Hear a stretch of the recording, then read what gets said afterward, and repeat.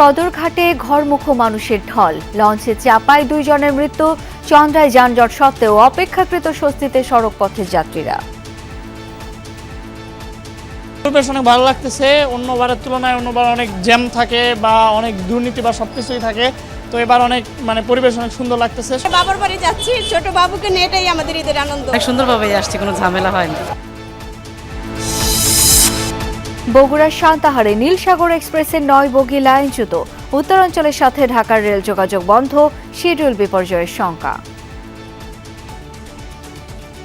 10 ঘন্টা লাগতে পারে, 15 ঘন্টা লাগতে পারে।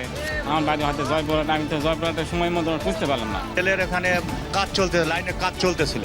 চালক লাল ফ্ল্যাগ দেখতে পেয়েছে কিনা জানি না, ট্রেন দ্রুত গতিতে আসার ফলে এই ঘটনাটা ঘটে। ঈদের আগেই প্রায় শতভাগ পোশাক কারখানায় শ্রমিকের বেতন ভাতা পরিশোধের দাবি। বিজিএমইএর মার্চের আংশিক বেতনও দিয়েছে কেউ কেউ। শেষ মুহূর্তে ঈদ কেনাকাটায় ব্যস্ত নগরবাসী। যমুনা ফিউচার পার্কে ক্রেতা দর্শনার্থীর ভিড়। এখানে আপনি সবকিছু A to Z এক ফ্লোরেই পাবেন। এক জায়গায় সব কালেকশন, সব ব্র্যান্ড, সব কালেকশন। এবার ইরানের মিসাইল সাইট ও পরমাণু স্থাপনায় যৌথ বাহিনীর হামলা। লারিজানের মৃত্যুর বদলা নিতে প্রথমবারের মতো হজ কাশেম ক্ষেপণাস্ত্র ছুড়ল তেহরান।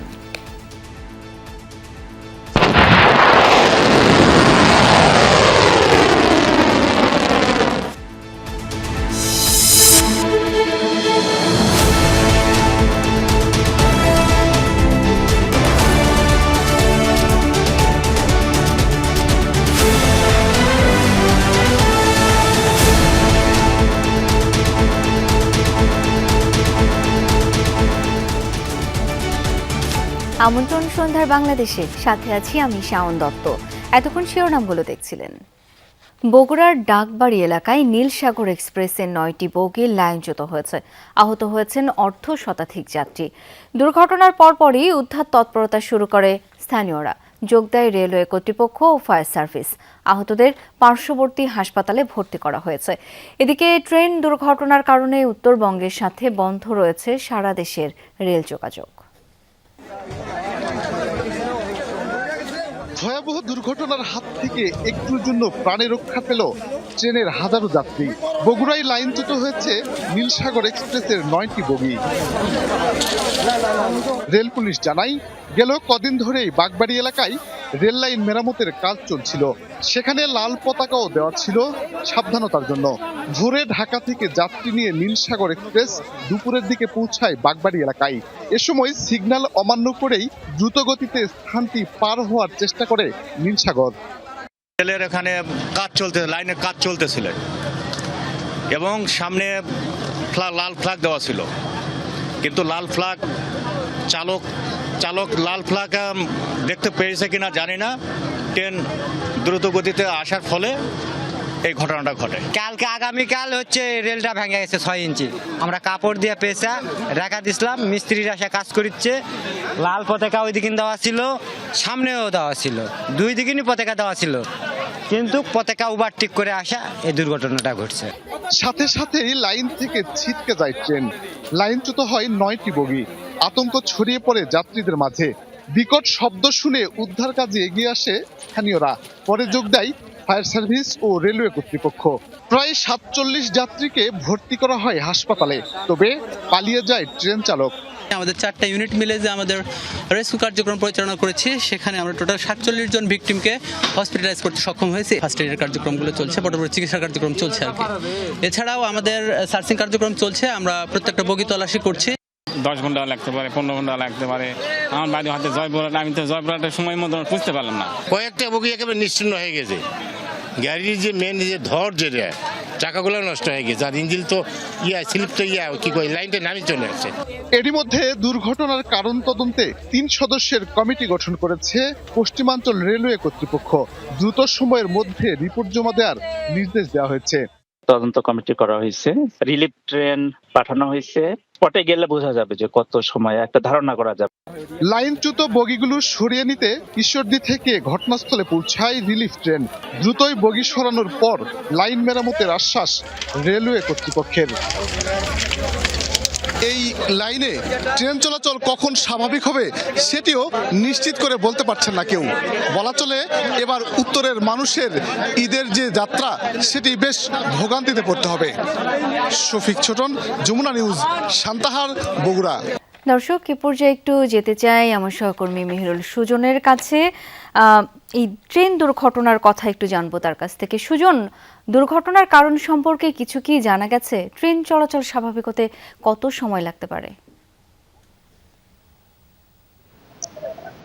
শাওন, তো আমি একেবারেই বগুড়ার যে সান্তাহার রেলওয়ে জংশন, সেই জংশন থেকে মাত্র 2 কিলোমিটার দূরে যে জায়গাটি বাগবাড়ি বলে এই গ্রামটি, এই এলাকাতে রয়েছে। এখানে কিন্তু এখনো লাইনচ্যুত বগিগুলো রয়েছে। শাওন, শুরুতে আপনি ট্রেন দুর্ঘটনার কারণটা জানতে চাচ্ছিলেন। মূলত যেটি আমরা প্রাথমিকভাবে এখানে রেলওয়ে কর্তৃপক্ষের কাছ থেকে জানতে পেরেছি যে এই ঘটনাস্থলের এই জায়গাটিতে আসলে রেল লাইন মেরামতের কাজ করছিলেন রেলওয়ের কর্মীরা, কিন্তু এই বার্তাটি আসলে ট্রেন চালকের কাছে বা স্টেশনে ঠিক মতো পৌঁছানো যায়নি, যে কারণে সেই দুপুর 2টার পরে ট্রেনটি কিন্তু এই বার্তা না পেয়েই যে জংশন রয়েছে রেলওয়ে জংশন সান্তাহার, সেখান থেকে কিন্তু তারা এই ঘটনাস্থলে চলে আসে এবং এখানে রেল লাইনে যেহেতু মেরামতের কাজ চলছে, যে কারণে দুর্ঘটনার মুখে পড়ে যায় ট্রেনটি এবং 9টি বগি এই ট্রেন থেকে, নীলসাগর এক্সপ্রেস থেকে কিন্তু একেবারে লাইনচ্যুত হয়ে লাইনের কিছুটা দূরে গিয়ে পড়ে রয়েছে।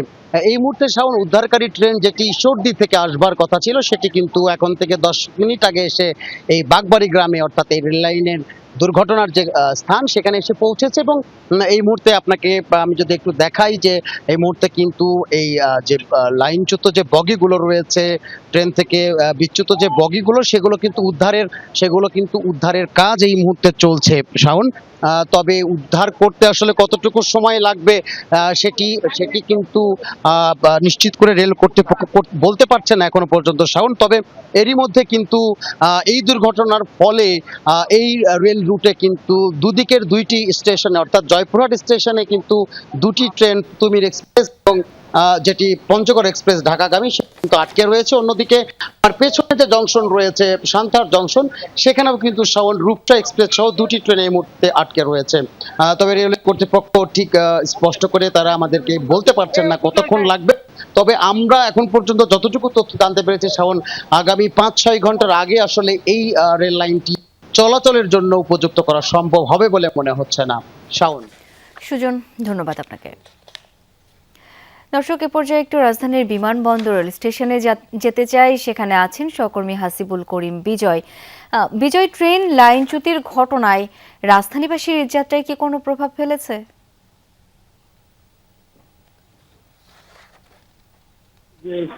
ঢাকা থেকে পঞ্চগড় মুক্তি যে ট্রেনগুলো রয়েছে, পরবর্তী যে ট্রেনের শিডিউল রয়েছে সেটি 1:30 রয়েছে, আরেকটি সেটি 1:30 রয়েছে, আরেকটি হচ্ছে 11:30।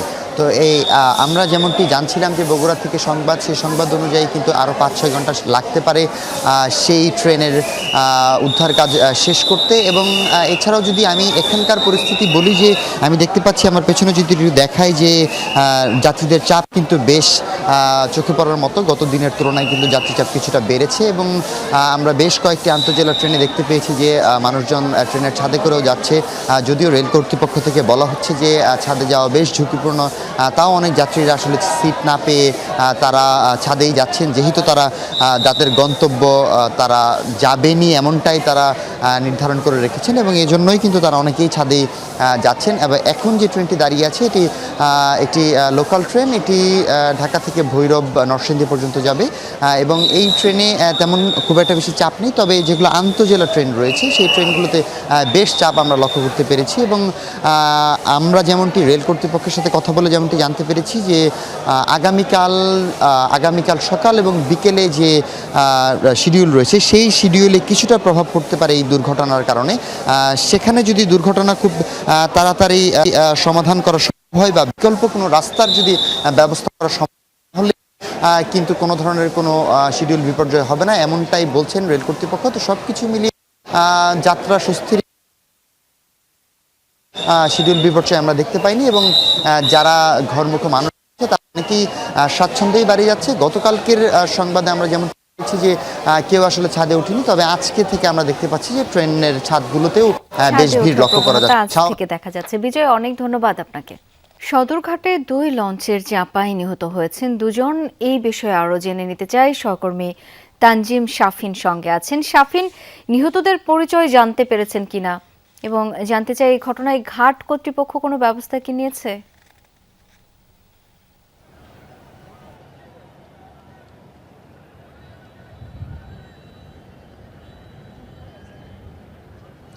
শাওন, ঈদযাত্রায় লঞ্চে যে স্বস্তির খবর এতদিন ছিল সেটি সাধারণ যাত্রীদের মধ্যে আজকেও কিছুটা থাকলে একটি অনাকাঙ্ক্ষিত দুর্ঘটনা ঘটে গেছে আজকে বিকেল 5টা নাগাদ, যেখানে এমভি আসা যাওয়া 5 লঞ্চে কেরানীগঞ্জ থেকে ট্রলার যোগে 8 থেকে 10 জন যাত্রী ওঠার চেষ্টা করছিলেন।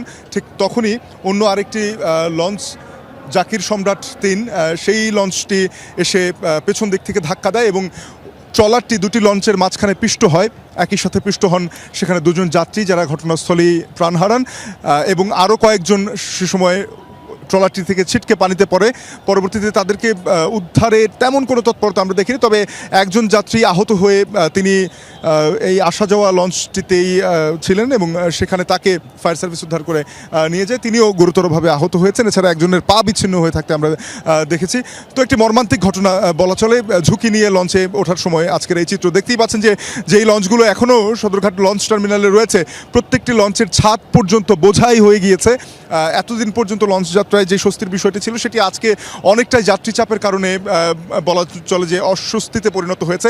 আমরা বিকেল নাগাদ দেখেছি যে বিকেল 3টা থেকে এই পন্টুনে তিল ধারণের জায়গা ছিল না, পুরো পন্টুন বোঝাই মানুষ ছিল। এখন যারা অনেকটাই লঞ্চগুলোতে জায়গা করে নিয়েছেন, তবে লঞ্চগুলো এখনও অপেক্ষায় রয়েছে ছাড়ার। আজকে দিনে 130টির অধিক লঞ্চ প্রয়োজন পড়বে বলছিলেন অভ্যন্তরীণ নৌ পরিবহন কর্তৃপক্ষ BIWT এর যারা দায়িত্বরত রয়েছেন তারা। একই সাথে তারা এটিও বলছিলেন যে এরই মধ্যে লঞ্চ 90টি লঞ্চ দেশের বিভিন্ন রুটে ঢাকার সদরঘাট থেকে ছেড়ে গেছে। তো এখনও পর্যন্ত অনেকগুলো লঞ্চ অপেক্ষমান রয়েছে এখনও, যেগুলো যাত্রী বোঝাই হয়ে রয়েছে। অনেক লঞ্চে ঝুঁকিপূর্ণভাবে যাত্রী হয়েছে। কিছুটা বৈরী আবহাওয়া দেখা দিয়েছে শাওন, আমরা দেখছিলাম যে বিদ্যুৎ চমকাচ্ছিল এবং কিছুটা দমকা হাওয়াও আসছে। তো এরই মধ্যে আসলে সদরঘাটের যে লঞ্চ যাত্রা আজকে আমরা বাড়তি ভাড়ার কোনো অভিযোগ পাইনি, তবে সব কিছুর মাঝেও কেমন যেন অতিরিক্ত যাত্রীচাপ যখনই হলো তখন এটি একটি ঝুঁকির বিষয় হয়ে দাঁড়িয়েছে। সেক্ষেত্রে সতর্কতা অবলম্বনের জন্য যাত্রীদের প্রতি আহ্বান জানিয়েছে BIWT। তো এই ছিল আমার কাছে এখনো পর্যন্ত সবশেষ। শাওন। শাফিন, অনেক ধন্যবাদ আপনাকে। ঈদযাত্রার খবর জানতে চাই আমার সহকর্মী তানভীর মৌসুমের কাছ থেকে। তানভীর, আপনি এখন কোথায় রয়েছেন? সেখানে বাস সময় মতো ছেড়ে যাচ্ছে কিনা এবং এই সময়টা এসে যাত্রী চাপ কতটা দেখছেন?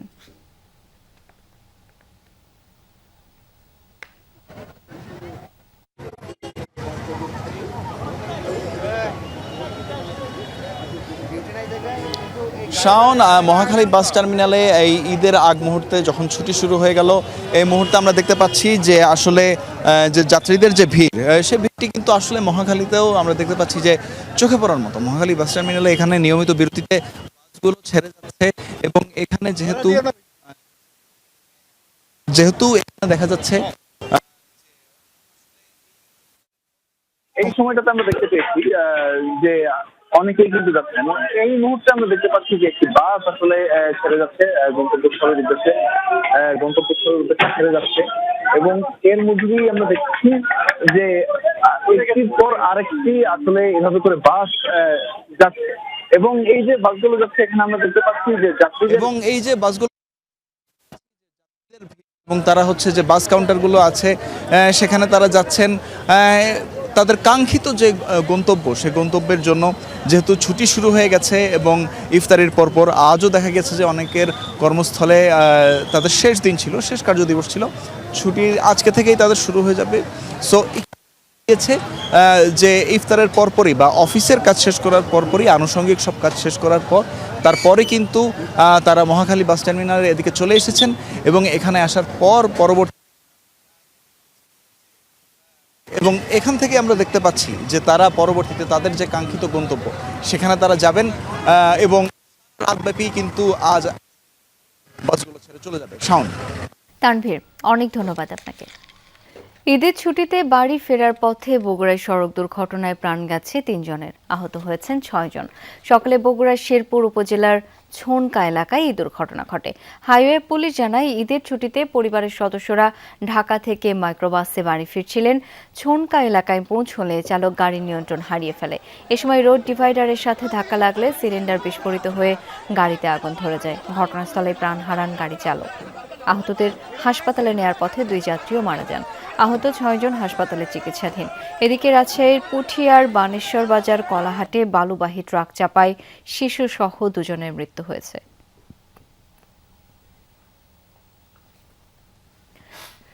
এদিকে রাজবাড়ীর কালুখালীতে বাস, জিপ, প্রাইভেট কারে ত্রিমুখী সংঘর্ষে একই পরিবারের 3 সদস্য সহ 6 জন আহত হয়েছেন। দুপুরে কালুখালীর চাঁদপুর এলাকায় এই ঘটনা ঘটে। পুলিশ জানায়, ঢাকাগামী বেপরোয়া গতির গোল্ডেন লাইন পরিবহনের একটি বাস সামনে থেকে একটি জিপকে ধাক্কা দেয়। এতে জিপটি দুমড়ে মুচড়ে যায়। এতে গাড়ির আরোহী সঙ্গীত শিল্পী ও স্থপতি হাসনাইন মঞ্জুর মোর্শেদ, স্ত্রী, কন্যা, চালক সহ আহত হন। এ সময় পেছন থেকে অন্য একটি গাড়ি এসে দুর্ঘটনা কবলিত জিপটিকে ধাক্কা দেয়। খবর পেয়ে পুলিশ ও ফায়ার সার্ভিস ঘটনাস্থলে পৌঁছে আহতদের উদ্ধার করে হাসপাতালে পাঠায়। পরে বাসটিকে আটক করা হয়। দর্শক, এ পর্যায়ে একটু যেতে চাই ঢাকা টাঙ্গাইল মহাসড়কের চন্দ্রায়। সেখানে আছেন সহকর্মী মাহফুজুর রহমান নিপু। নিপু, মহাসড়কে ঘরমুখো মানুষের চাপ এই মুহূর্তে কেমন দেখছেন?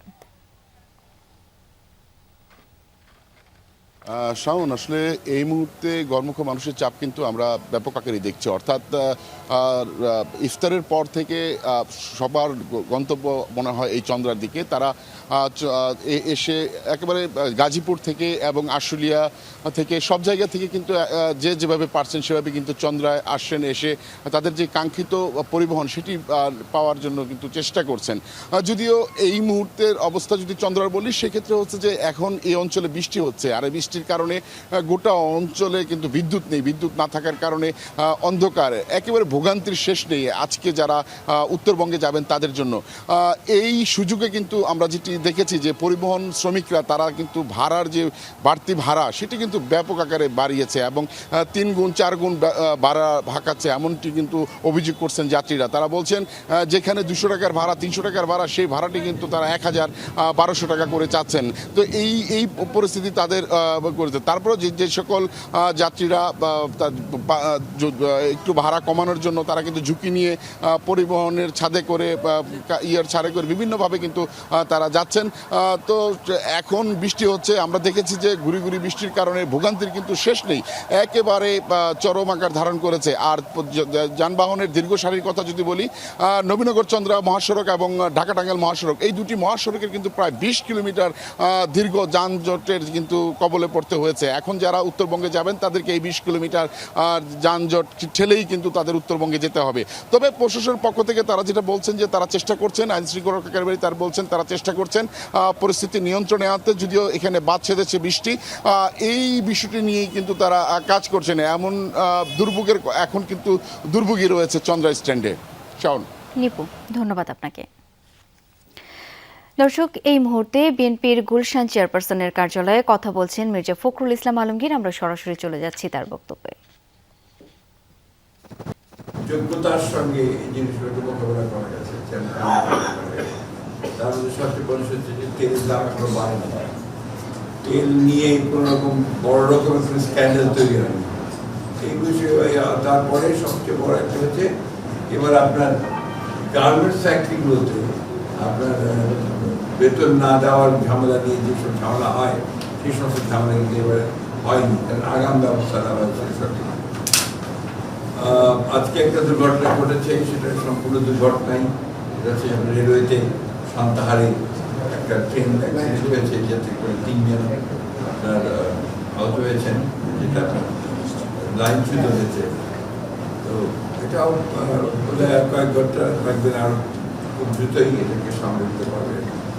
তো আমি ওভারঅল জিনিসটাকে এখন সাকসেস দেখছি এবং আমরা মনে করি যে আমাদের যেটা মূল কাজগুলো আর কি, আমাদের পার্লামেন্ট শুরু হয়ে গেছে।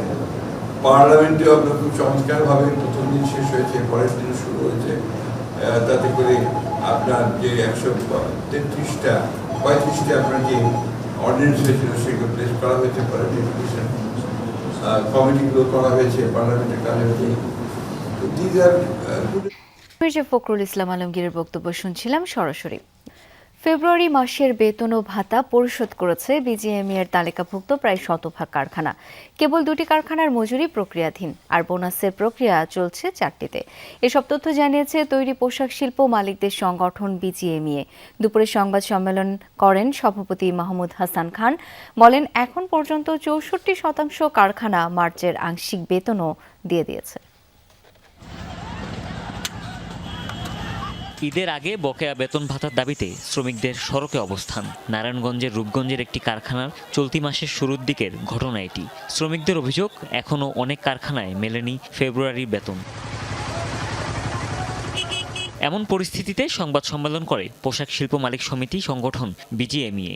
সভাপতি জানান, বিজিএমইএ তালিকাভুক্ত প্রায় 100% কারখানা ফেব্রুয়ারি মাসের বেতন ভাতা পরিশোধ করেছে। 2টি কারখানার মজুরি প্রক্রিয়াধীন, 4টি ছাড়া বাকি সব কারখানা দিয়েছে বোনাসও। গত মাসের বেতন পরিশোধে 2,500 কোটি টাকার নগদ সহায়তাও ছাড় করা হয়েছে। মাত্র 2টি কারখানায় এখন বেতন এবং বোনাস দেওয়া হয়নি।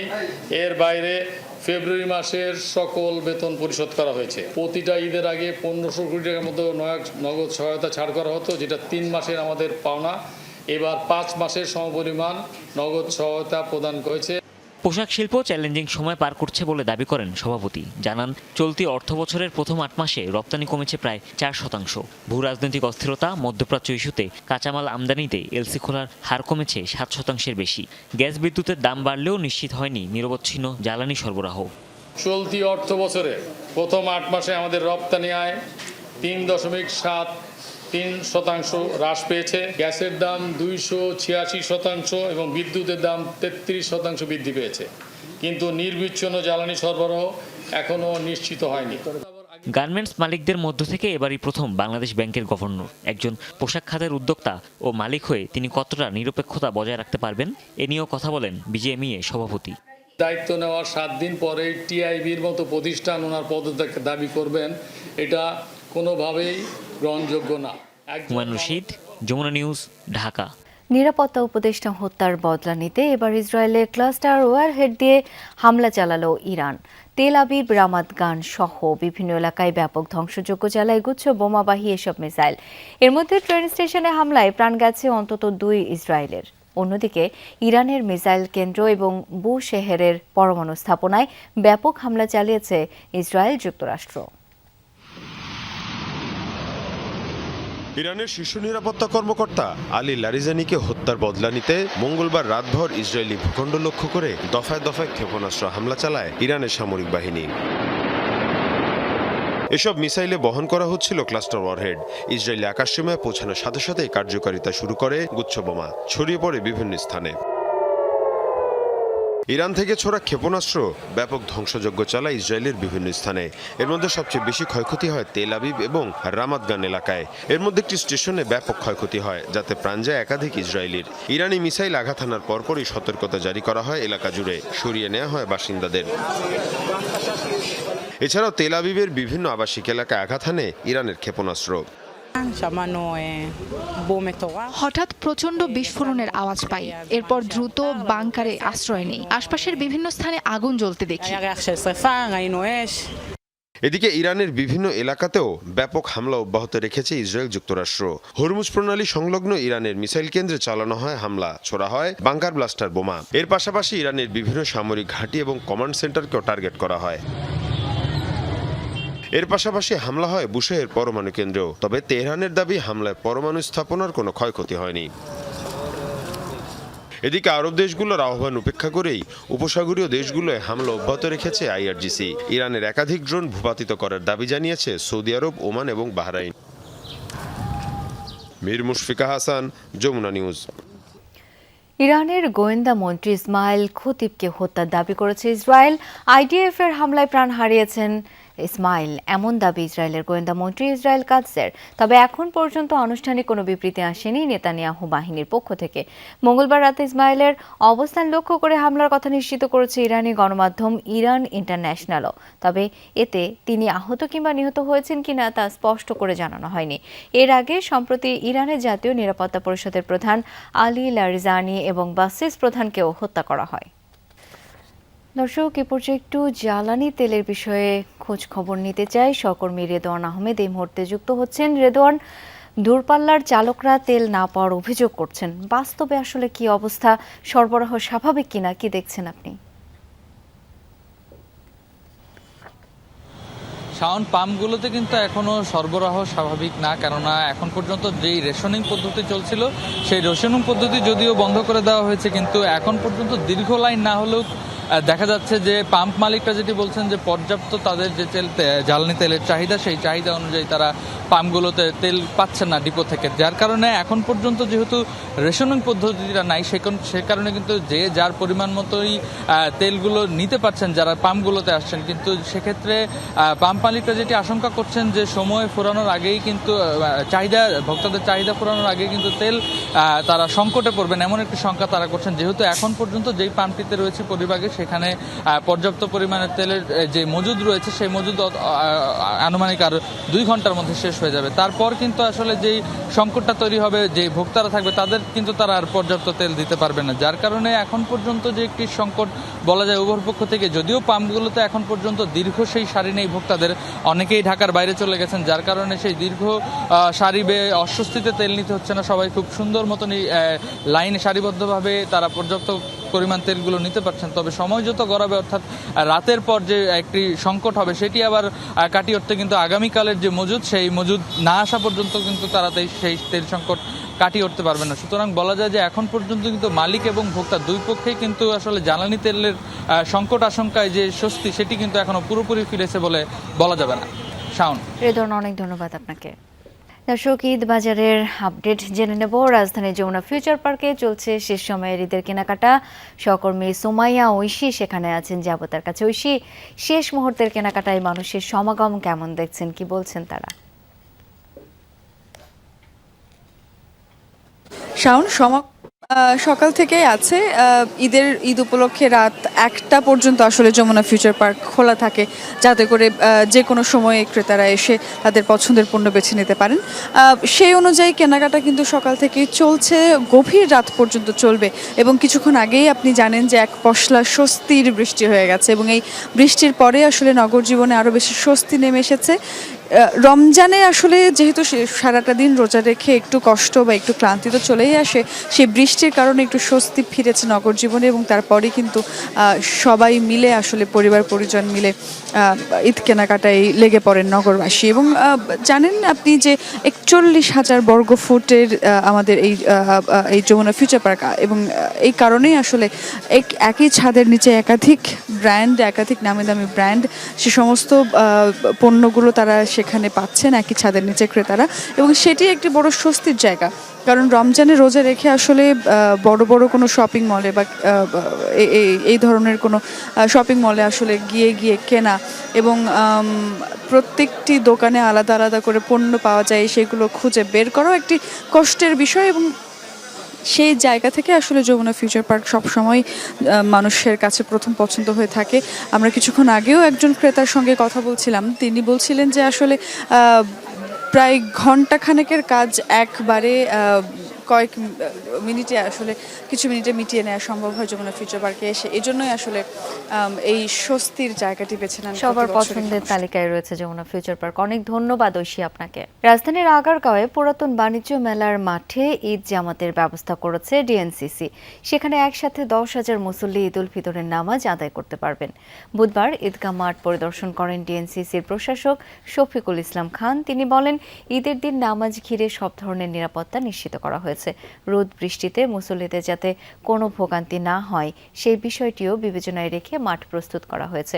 পুরান বাণিজ্য মেলার মাঠে সকাল 8টায় একটি মাত্র ঈদের জামাত অনুষ্ঠিত হবে। তবে এবার ঈদের দিন আগারগাঁওয়ে গত বছরের মতো কোনো আনন্দ শোভাযাত্রা কিংবা মেলার আয়োজন করা হবে না বলে জানিয়েছেন ঢাকা উত্তর সিটির প্রশাসক।